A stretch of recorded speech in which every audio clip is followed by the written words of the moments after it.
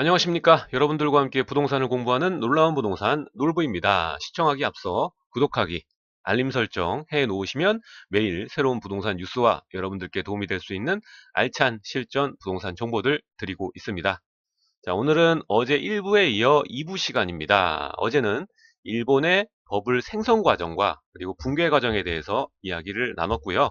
오늘은 두 번째 시간, 바로 일본과 한국의 그 차이점이 무언지, 그리고 결론은 무언지에 대한 이야기와, 그리고 일본의 부동산 폭락처럼 한국도 이 거품이 꺼질 것이다, 대폭락이 올 것이다, 이 말의 그 가설의 근거점과 과연 이게 옳은 건지에 대해서까지 알아보도록 하겠습니다.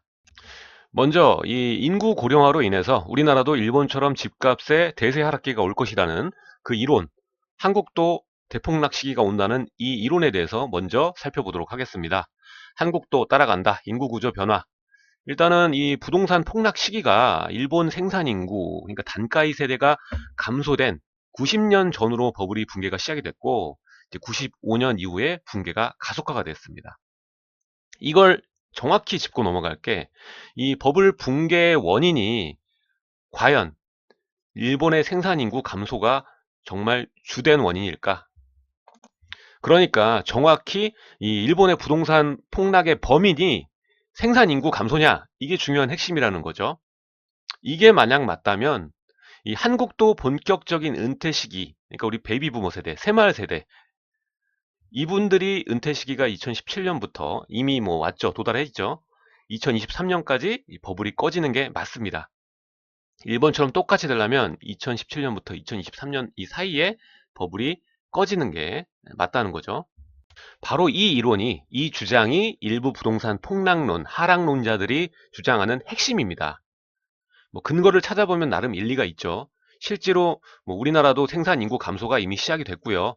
총 인구 감소도 뭐 얼마 남지 않았기 때문에 어차피 인구가 다 줄어들고 수요자가 줄어들면 집값은 내려갈 수밖에 없다. 버블은, 거품은 빠질 수밖에 없다. 이게 이론인 거죠.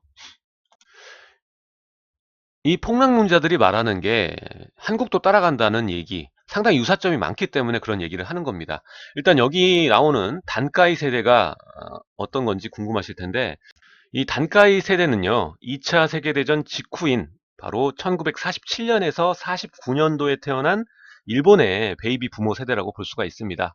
이 단카이라는 일본어 자체가 이 덩어리, 잘 뭉친다는 뜻으로 이 그때 당시에 사회 전반에 영향력을 미친 세대죠. 이 시기에 급격한 인구 증가가 됐고, 이 막대한 이 인력을 바탕으로 해서 일본이 세계 경제에 우뚝 설 수 있게 한 주인공들이 바로 이 단카이 세대입니다. 바로 이 단카이 세대가 우리나라의 이 새마을 세대, 베이비 부머 세대, 50년대에서 60년대에 태어나신 우리 베이비 부머 세대와 상당히 닮아 있죠. 그래서 한국도 일본처럼 이 베이비 부머 세대들의 본격적인 은퇴 시기가 오면서 이 부동산의 거품이 꺼질 것이다. 이런 이론이 나오게 된 겁니다. 밑에 이 고령화 속도 그래프를 한번 보시기 바랍니다. 이 그래프에서도 눈에 띄게 이렇게 빠른 고령화 속도를 가진 일본과 우리나라 비슷하죠. 비슷한데 현재로 이제 다른 선진국들이랑 비교를 안 해볼 수가 없겠죠. 미국과 독일, 프랑스까지 같이 고령화 속도 그래프가 나와 있는데 우리나라랑 일본이 유독 좀 그래프가 짧죠. 그러니까 빠르다는 얘기입니다. 그만큼 빨리 진행이 된다 보시면 되는데, 다른 선진국들에 비해서 이 고령화가 뭐 심각한 수준은 아닙니다. 오히려 이 고령 인구 비중 자체가 그리 높은 편이 아니고, 그리고 생산 인구 비중은 아직까지 우리나라가 아주 굉장히 높습니다. 높은 수준입니다. 해외 비교를 하자면. 근데 이 고령화 속도가 그래프가 짧고 가파르기 때문에 우리도 이제 단단히 준비를 안 하면 이 부동산도 포함이지만 경제 분야, 사회 분야에서 아무래도 큰 난황을 겪을 수가 있겠죠. 그래서 이 난황을 어떻게 극복해야 하느냐, 이게 굉장히 중요한 포인트라고 볼 수가 있겠습니다. 이 그래프를 보시면 알 수 있겠지만 인구 구조 요인 하나만으로 이 시장의 방향성을 예측하는 것은 굉장히 어리석고 어려운 일입니다. 이것은 이제 우리나라보다 고령화가 먼저 진행된 이 주요 국가들을 보면 알 수가 있겠죠. 일본만 보지 말고 이렇게 다른 국가들의 그래프도 보셔야 됩니다. 실제 이렇게 보시면 독일하고 이탈리아 같은 경우에는 이 생산 기능 인구가 감소하는데도 불구하고 오히려 주택 가격은 뭐 상승했던 모습을 보였기 때문입니다. 종합을 하자면요. 꼭 인구 구조가 감소해서 집값은 무조건 떨어진다 이론, 이건 맞지 않는다는 거죠. 그러니까 일본은 그 생산 인구가 감소해서 부동산 거품이 빠지고 대폭락이 온 게 아니라 생산 인구 감소도 요인 중에 하나겠지만 그보다 다른 요인들도 결합이 돼서 일단 첫 번째로 버블이 쌓이는 과정도 다른 나라와는 다르게 비이성적으로 굉장히 가파르게 올라갔고요. 그래서 한국도 일본처럼 이 베이비부머 세대들의 본격적인 은퇴 시기가 오면서 이 부동산의 거품이 꺼질 것이다. 이런 이론이 나오게 된 겁니다. 밑에 이 고령화 속도, 밑에 이, 아, 밑에 이 고령화 속도 그래프를 한번 보시기 바랍니다.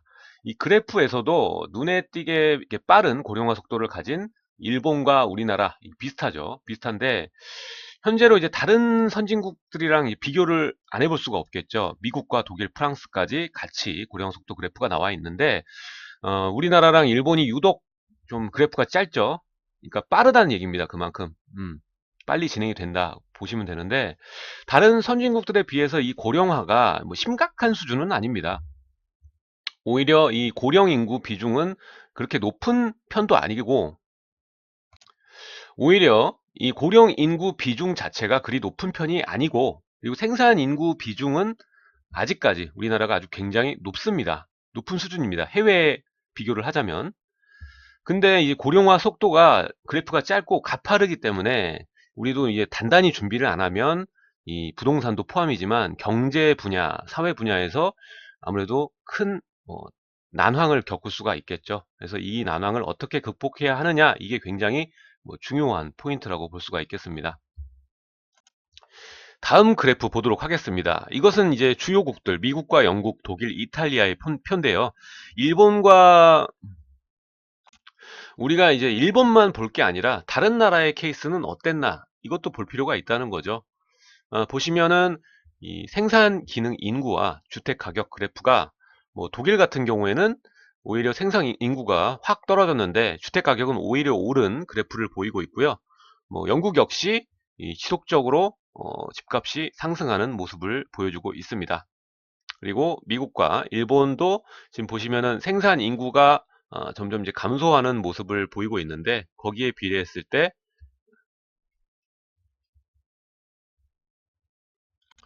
다음 그래프 보도록 하겠습니다. 우리가 일본만 볼 게 아니라요. 이 다른 국가들도 볼 필요가 있다는 얘기죠.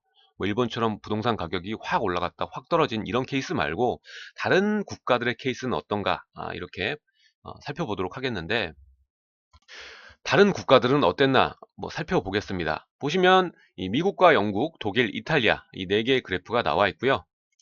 이 그래프를 보시면 알 수 있겠지만 인구 구조 요인 하나만으로 이 시장의 방향성을 예측하는 것은 굉장히 어리석고 어려운 일입니다. 이것은 이제 우리나라보다 고령화가 먼저 진행된 이 주요 국가들을 보면 알 수가 있겠죠. 일본만 보지 말고 이렇게 다른 국가들의 그래프도 보셔야 됩니다. 실제 이렇게 보시면 독일하고 이탈리아 같은 경우에는 이 생산 기능 인구가 감소하는데도 불구하고 오히려 주택 가격은 상승했던 모습을 보였기 때문입니다. 종합을 하자면요. 내수 활성화를 위해서 일본은 내수 활성화를 위해서 건설을 통한 경기 부양책을 비롯한 이 공급 과잉 때문에 그리고 또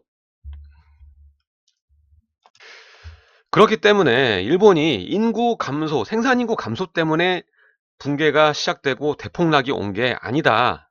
이렇게 생각을 하는 겁니다. 다른 국가들의 케이스도 있고 꼭 인구 구조가 감소해서 집값은 무조건 떨어진다 이론, 이건 맞지 않는다는 거죠. 그러니까 일본은 그 생산 인구가 감소해서 부동산 거품이 빠지고 대폭락이 온 게 아니라 생산 인구 감소도 요인 중에 하나겠지만 그보다 다른 요인들도 결합이 돼서 일단 첫 번째로 버블이 쌓이는 과정도 다른 나라와는 다르게 비이성적으로 굉장히 가파르게 올라갔고요. 그리고 이 플라자 합의를 통해서 엔고 현상, 디플레이션을 극복하기 위해서 내수 활성화를 하기 위해서 건설을 통한 경기 부양책을 썼습니다. 그로 인해서 이 주택에 대한 공급 과잉 플러스 생산 인구 감소 이게 겹쳐져서 이 폭락이 왔다. 이 표현이 맞다. 이렇게 생각이 됩니다. 플라자 합의를 통해서 엔고 현상, 디플레이션을 극복하기 위해서 내수 활성화를 하기 위해서 건설을 통한 경기 부양책을 썼습니다. 그로 인해서 이 주택에 대한 공급 과잉 플러스 생산 인구 감소 이게 겹쳐져서 이 폭락이 왔다. 이 표현이 맞다. 이렇게 생각이 됩니다. 자, 그럼 이제 본격적으로 절대 우리나라가 일본과 같을 수 없는 이유, 일본처럼 대폭락이 오지 않을 이유에 대해서 알아보도록 하겠습니다. 첫 번째는 공급입니다. 먼저 일본의 경우에는 버블 붕괴 이후에 1990년대 중반까지 95년도까지도 계속적인 착공하고 임대주택 공급 등 여러가지 주택 공급량을 장기간 높은 수준으로 유지를 했습니다. 그랬기 때문에 이 주택 매매 시장의 침체의 한 요인으로 작용을 했죠. 공급 과잉이.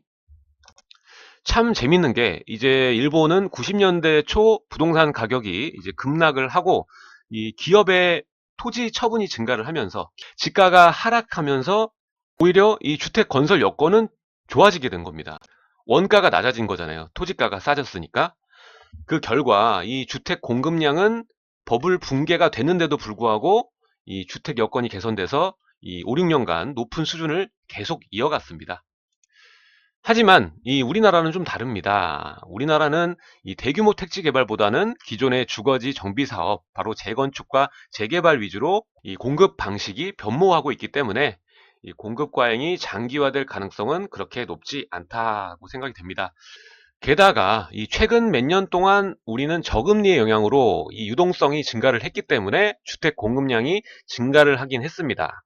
하지만 이 과거 2007년부터 7년간 감소했던 주택 공급량의 회복 수준에 불과하다는 겁니다. 지금 그래프 보시면요. 연평균 아파트 공급 현황입니다. 보시면은 역대 평균치가 38,800가구 정도가 되는데 2008년, 9년, 10년, 11년, 12년, 13년, 14년 보시면은 평균에도 못 미치는 공급량을 보이고 있는 겁니다.